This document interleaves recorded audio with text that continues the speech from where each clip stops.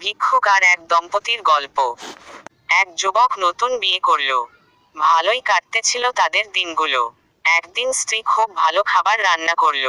স্বামী স্ত্রী যখন খেতে বসল, এমন সময় এক ভিক্ষুক হাজির হলো। ভিক্ষুকটি খুব ক্ষুধার্ত ছিল এবং সে কিছু খাবার চাইল। স্বামী খুব রাগ হইলেন এবং ভিক্ষুকটিকে অকথ্য ভাষায় গালমন্দ ও অপমান করে তাড়িয়ে দিল। অসহায় ভিক্ষুক চলে গেল। কিছুদিন পর স্বামী স্ত্রীর মাঝে ঝগড়া হলো। এক পর্যায়ে তাদের সংসার ভেঙে গেল।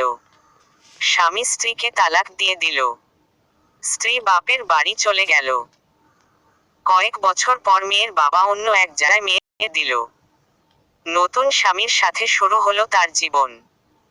দ্বিতীয় স্বামী প্রথম স্বামীর চেয়ে অনেক ধনী ছিল। একদিন স্বামী স্ত্রী খেতে বসল। ইতিমধ্যে একজন ভিক্ষুক আসলো। স্ত্রী স্বামীকে বললামই ভিক্ষা দিয়ে আসি, কারণ এমন এক মুহূর্তে আমার প্রথম স্বামী এক ভিক্ষুকের সাথে খারাপ আচরণ করেছিল, যা আমি এখনো ভুলতে পারি না। যখন স্ত্রী ভিক্ষা দিতে গেল তখন সে অবাক হয়ে গেল, কারণ তার সেই প্রথম স্বামী আজ তার সামনে ভিক্ষার পাত্র নিয়ে দাঁড়িয়ে আছে। স্ত্রী চোখের পানি ধরে রাখতে পারল না।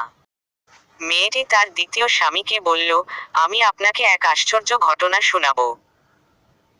তারপর মেয়েটি তার প্রথম স্বামীর সাথে ঘটে যাওয়া ঘটনাটি বলে দিল। তখন দ্বিতীয় স্বামী চোখের পানি ছেড়ে দিয়ে বলল, আমি তোমাকে এর চাইতেও আশ্চর্য ঘটনা শোনাবো। তুমি হয়তো শুনে অবাক হবে যে, ওই দিনের অসহায় সেই ভিক্ষুকটি আমি, যিনি আজ তোমার সম্পদশালী স্বামী। শিক্ষা হলো, আল্লাহ মুহূর্তের মধ্যেই গরিবকে ধনী আর ধনীকে ফকির বানিয়ে দিতে পারেন। সুতরাং আমরা কখনো কোন অসহায় কিংবা গরিব লোকের সাথে খারাপ ব্যবহার না করি। যদি পারি নিজের সাধ্য মতো সাহায্য করব। কোনোভাবেই তাদের সাথে ধমকের সুরে কটু কথা বলবো না।